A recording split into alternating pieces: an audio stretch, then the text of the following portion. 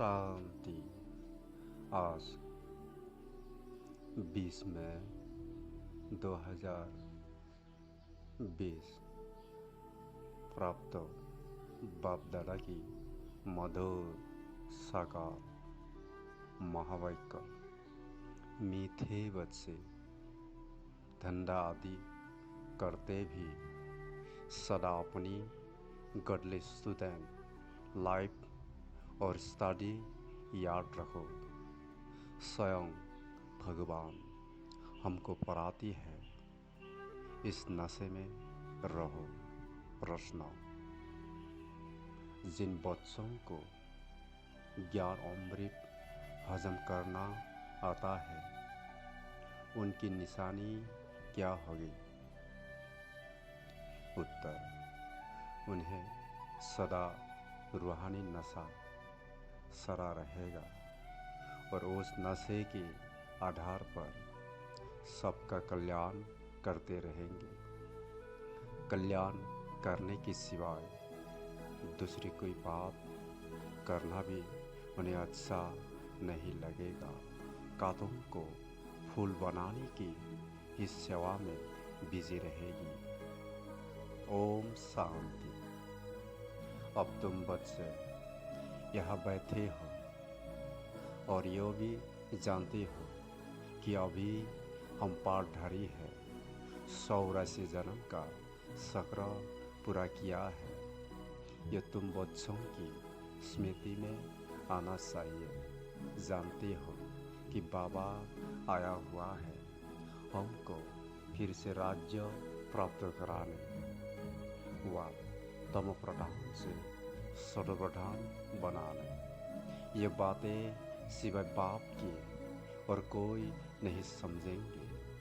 तुम जब यहाँ बैठे हो तो तुम जैसे स्कूल में बैठे हो, बाहर हो तो स्कूल में नहीं हो। जानती हो ये उस रूहानी स्कूल है। रूहानी बाप बैठ पढ़ाती है। पढ़ाई तो बच्चों को याद आनी चाहिए ना। यो भी बच्चा ठहरा, इनको अथवा सभी को सिखलाने वाला वो बाप है। सब मनुष्य मात्र की आत्माओं का बाप वो है। वो आकर शरीर का लोन लेकर तुमको समझा रही है, रोज समझाती है। यहाँ जब बैठते हो तो बुद्धि में स्मृति रहनी चाहिए कि हमने 84 जन्म लिए। हम विश्व के मालिक थे, देवी देवता थे, फिर पुनर्जन्म लेते लेते आकर पद परी है। भारत कितना सालवेन था, सारी स्मृति आई है। भारत की ही कहानी है। साथ साथ अपने से भी अपने को फिर भूल न जाओ। हम स्वर्ग में राज्य करते थे, फिर हमको 84 जन्म लेने पड़े। ये सारा दिन स्मृति में लाना पड़े। धंधा आदि करते स्टाडी तो याद आनी चाहिए। कैसे हम विश्व के मालिक थे, फिर हम नीचे उतरते आए। बहुत सहज है, परंतु ये याद भी कोई कर रहती नहीं है। आत्मा पवित्र न होने कारण याद खिसक जाती है। हमको भगवान पढ़ाती है, ये याद खिसक जाती है। हम बाबा के स्टूडेंट हैं। बाबा कहते रहते हैं, याद की यात्रा पर रहो। बाप हमको पढ़ा कर ये बना रही है। सारा दिन यह स्मृति आते रहे। बाप ही स्मृति दिलाती है। यही भारत था ना। हम 100 देवी देवता थे, 100 आप असुर बने हैं। पहले तुम्हारी भी बुद्धि आसुरी थी। अब बाप ने ईश्वरीय बुद्धि दी है, परंतु फिर भी कोई कोई की बुद्धि में बैठता नहीं है, भूल जाती है। बाप कितना नशा सराती है, तुम फिर से देवता बनती हो, तो वो नशा रहना चाहिए ना। हम अपना राज्य ले रही है, हम अपना राज्य करेंगे। कोई को तो बिल्कुल नशा सरता नहीं है, ज्ञान अमृत हजम ही नहीं होता है। जिन्हें नशा सरा हुआ होगा, उन्हें किसका कल्याण करने के सिवा दूसरी कोई बात करना भी अच्छा नहीं लगेगा। फूल बनाने की सर्विस में ही लगे रहेंगे। हम पहले फूल थे, फिर माया ने कांटा बना दिया और फिर फूल बनती है। ऐसी ऐसी बातें अपने से करनी चाहिए। इस नशे में रह तुम किसको भी समझाएंगे तो झट कोई को तीर लगेगा।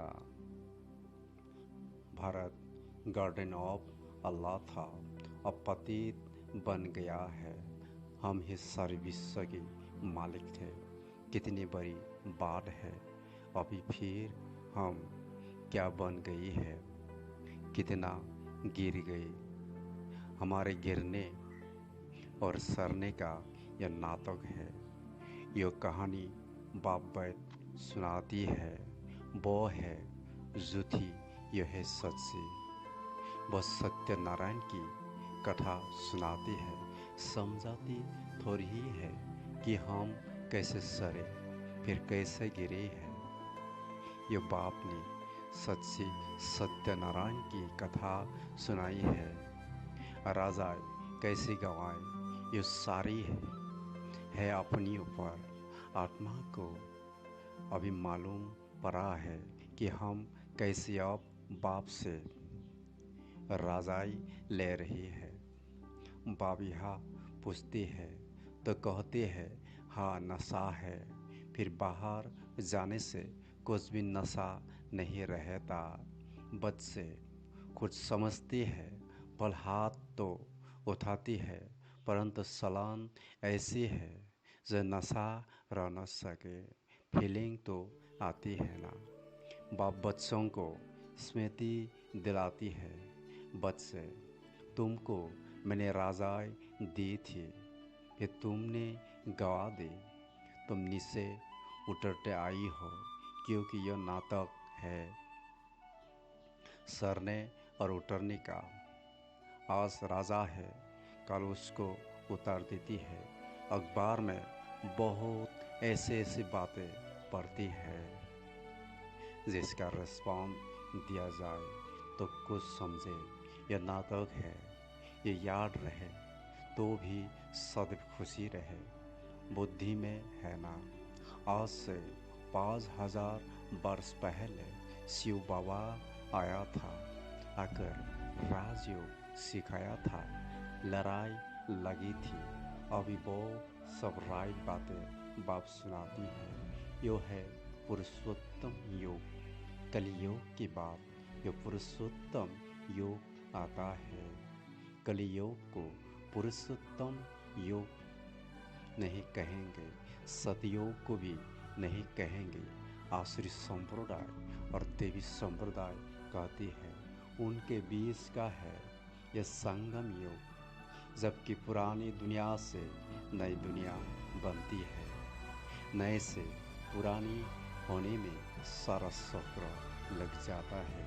अभी है संगम योग। सतयोग में देवी देवताओं का राज्य था, अब वो है नहीं। बाकी अनेक धर्म आ गई है, यह तुम्हारी बुद्धि में रहता है। बहुत है जो से 8 मास 12 मास पढ़कर फिर गिर पड़ती है, फेल हो पड़ती है। भल पवित्र बनती है, परंतु पढ़ाई नहीं करते तो फंस पड़ती है। सिर्फ पवित्रता भी काम नहीं आती। ऐसे बहुत सन्यासी भी है, वो संन्यास धर्म छोड़ जाए, गृहस्थी बन जाती है, शादी आदि कर लेती है, तो अब बाप बच्चों को समझाती है। तुम स्कूल में बैठी हो, यह स्मृति में है, हमने अपनी राजाएं कैसे गवाए, कितनी जन्म लिए। अब फिर बाप कहती है, विश्व के मालिक बनो, पावन जरूर बनना है।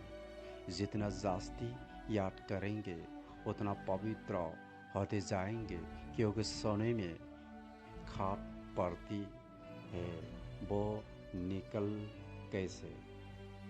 तुम बच्चों की बुद्धि में है, हम आत्मा स्वतः प्रधान थी, 24 कैरेट थी, फिर गिरते गिरते ऐसे हालत हो गई है, हम क्या बन गए। बाप तो ऐसे नहीं कहते कि हम क्या थे, तुम मनुष्य ही कहती हो, हम देवता थे।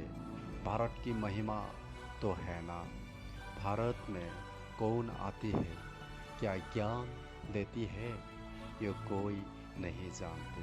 ये तो पता होना चाहिए ना कि लिबरेट कब आती है।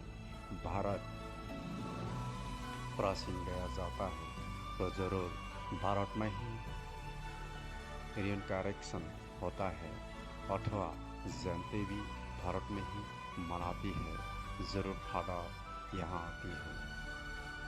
कहती भी है, भागीरथ तो मनुष्य शरीर में आया होगा ना, फिर घोड़े गाड़ी भी दिखाई है, कितना फर्क है, कृष्णा और रथ दिखाया है, मेरा किसको पता नहीं है।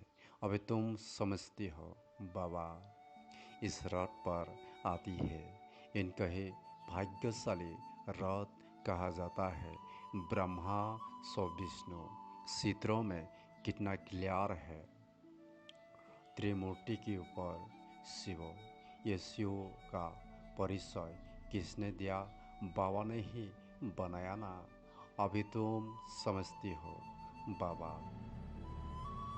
इस ब्रह्मा रथ में आए हैं, ब्रह्मा सो विष्णु, विष्णु सो ब्रह्मा।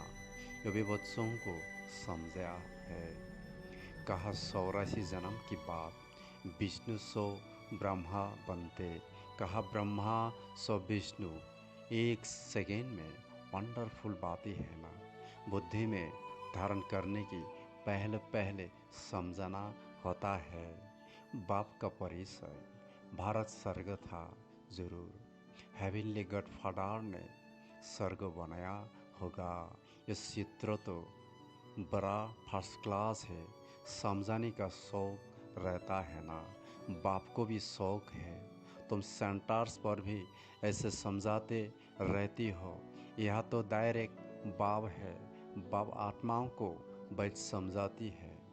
आत्माओं के समझाने और बाप के समझाने में फर्क तो ज़रूर रहता है, इसलिए यह सन्मुख आती है सुनने के लिए।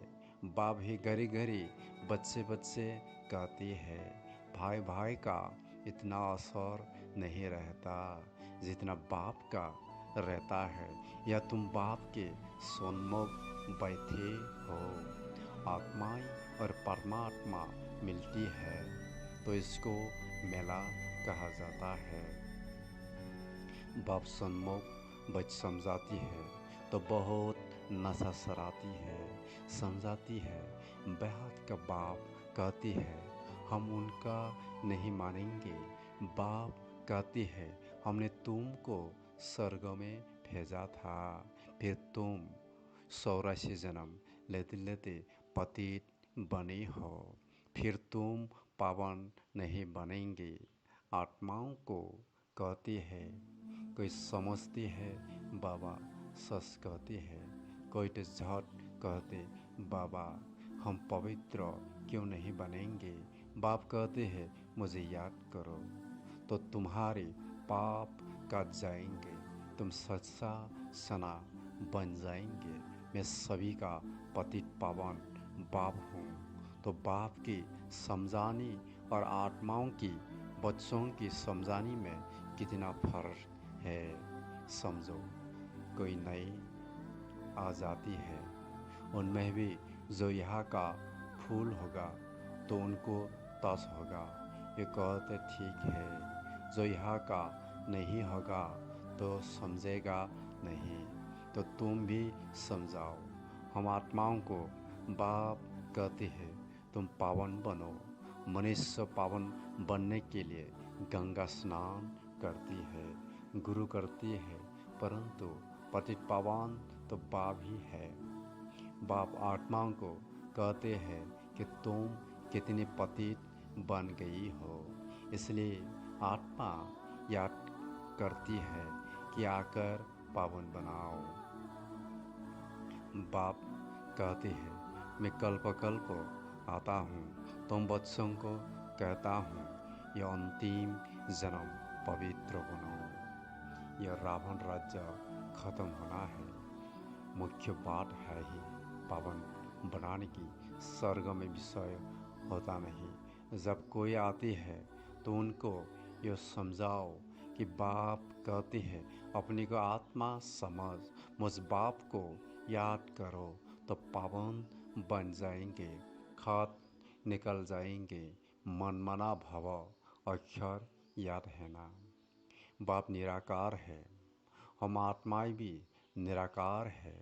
जैसे हम शरीर द्वारा सुनते हैं, बाप भी इस शरीर में आकर समझाती है।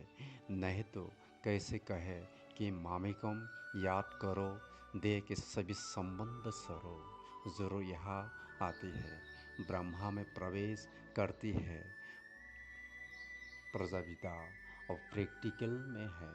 इन द्वारा हमको बाप ऐसे कहते हैं, हम बेहद की बाप की ही मानती है। वो कहती है, पावन बनो, पतितपना सरो, पुराने देह के अभिमान को सरो, मुझे याद करो तो अंतमोती सौगति हो जाए, तुम लक्ष्मी नारायण बन जाएंगे। बाप से बेमुख करने वाला मुख्य अवगुण है एक दूसरे का प्रचिंतन करना, एविल बातें सुनना और सुनाना। बाप का डायरेक्शन है, तुम्हें एविल बातें सुननी नहीं है। इनकी बात उनको, उनकी बात इनको सुनाना, यह धोतीपना तुम बच्चों में नहीं होना चाहिए। इस समय दुनिया में सभी विपरीत बुद्धि है ना, सिवाय राम के दूसरी कोई बात सुनाना, उसको धोतीपना कहा जाता है। अब बाप कहती है, यह धोतीपना स्वरूप तुम सभी आत्माओं को बताओ कि है सीताएं, तुम एक राम से युग लगाओ, तुम हो मैसेंजर। यह मैसेज दो कि बाप ने कहा है, मुझे याद करो। बस इस बात के सिवाय बाकी सब है धोतीपना। बाप सब बच्चों को कहती है, धोतीपना छोड़ दो, सभी सीताओं का एक राम के योग जुड़ाओ, तुम्हारा धंधा ही यो है, बस तो पैगाम देते रहो। बाप आया हुआ है, कहते हैं तुमको गोल्डन एज में जाना है, अब इस आयरन एज को छोड़ना है। तुमको वनवास मिला हुआ है, जंगल में बैठी हो ना। वन जंगल को कहा जाता है, वन जंगल को कहा जाता है। कन्या की जब शादी होती है तो वन में बैठी है, फिर महल में जाती है, तुम भी जंगल में बैठी हो। अब ससुर घर जाना है, इस पुराने देह को छोड़ना है। एक बाप को याद करो, जिनकी विनाश काले प्रेत बुद्धि है, वो तो महल में जाएंगे, बाकी विपरीत का है वनवास, जंगल में वास है। बाप तुम बच्चों को भिन्न भिन्न रीति से समझाती है। जिस बाप से इतनी बेहद की बादशाही ली है, उनको भूल गए हो तो वनवास में चले गई हो। वनवास और गार्डन वास।